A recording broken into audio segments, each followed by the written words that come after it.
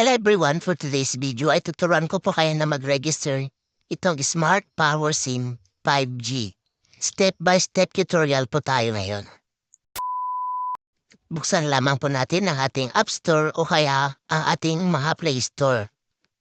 At dito po sa search bar, i-type po natin ang Smart. At piliin nga po natin ang pangalawa. Ito, makikita po natin na may logo ng Smart.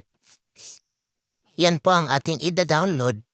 At pagkatapos nating ma-download, pindutin lamang po natin ang open. Antayin natin na mag-open. At dito po sa baba, makikita po natin ang register your SIM. Pindutin lamang po natin ito. At yan nga po ay magdidirekta po sa ating mga browser. Antayin lamang po natin na mag-loading. At nandito na nga po tayo, register your SIM. Scroll down lang po natin hanggang makita natin dito yung start your registration here. I-enter po natin ang numero or number ng ating biniling Smart Power SIM. At pindutin ang Send OTP. Pindutin din natin ang box sa baba. Pagkatapos mo ma-receive ang OTP na sinend po sa number na ating i-register, i-type po natin at pagkatapos ay pindutin natin ang Verify OTP. At ayun na nga po, success na po.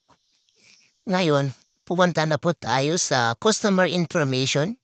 Ilagay lamang po dito I'm registering a newly bought SIM. Pipili lang po kayo dun sa mga option at filapan lamang po yung mga hinihinging information. Nandito po yung mga list ng mga valid IDs na pwede po nating gamitin. Pwede din po nating gamitin ang ating Philippine Identification Card kung nakuha na po natin siya. Pwede rin po itong gamitin dahil mas madali na po siyang ma-access. Bali, mamili lang po kayo sa mga listahan ng valid IDs kung ano po ang available po sa inyo. Ang pinili natin ay ang Philippine Identification. Ang sumunod naman ay pindutin lamang po ang take a photo para po mapicturean natin ang ating ID. Tiyakin lamang po na sakto sa loob ng box ang ating ID bago natin pindutin ang button sa ibaba. Pagkatapos po mapicturean, i-click lamang po natin ang submit. At ang susunod naman po ay picturean din naman po natin ang likod ng ating ID. Pagkatapos mapicturean, i-click po ulit ang submit. At ayun na nga po, process na po siya. Ang susunod naman po ay scan face tips or mag-i-scan po ng ating mukha. Tiyakin lamang po na walang sombrero at may liwanag ang lugar kung saan tayo kukuha ng selfie. At ayun na nga po, nakuha na po agad. Your ID was successfully scanned. Pindutin lamang po ang okay. At ayun na nga po, i-double check lamang po ang mga information na nakakalagay dyan. At kapag okay na, pindutin ang okay.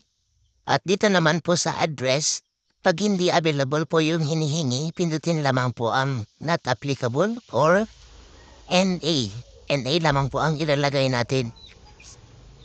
Pagkatapos, dito po naman po sa province, pindutin po natin yung box at mamimili po tayo dyan kung saang province po tayo. Same with municipality at same with barangay. Automatic na po yung seat code na mag-a-appear po dyan once na nilagay po natin ang mga information na hinihingi. Pagkatapos po ay scroll down lang po natin. Makikita po natin dyan ang alternate contact number. Optional po yan. At kasama na ang email address. Depende po sa inyo kung ilalagay ninyo yan. Kung pipilapan po ninyo or hindi. Pindutin ang next at ayan na po yung summary. I-double check lamang po yan at kapag okay na, pindutin lamang ang box sa baba at pindutin ang meet na nakikita po natin dyan sa ibaba. So ganyan lamang po kadali ang mag-register ng ating mga Smart Power SIM card.